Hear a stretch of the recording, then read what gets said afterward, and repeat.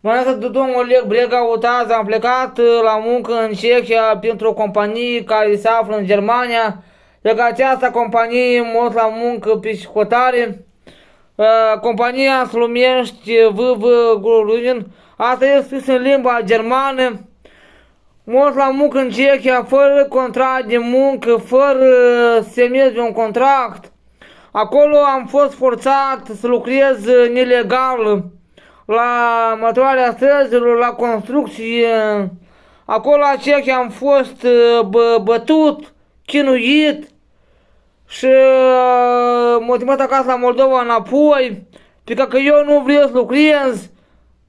Mai scurt, eu am încercat duminică trecută am încercat o companie care dacă de muncă pe școtare.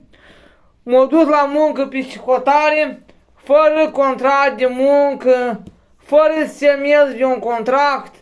M-am dus la muncă pe școtare, m-am înșelat când dă contract de muncă și ne-a dat numai 1000 de șei an, 1000 avans, 1000 de avans, pe ca avans acolo, o scoadă și dau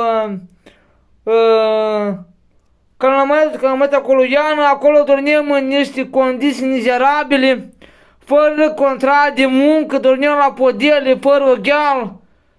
Și acolo adânci ei mă forța să lucrez pe degeaba.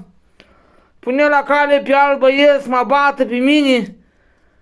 Și domnul Oleg, ei acolo iarnă, că dădea 1000 de coroane avansul.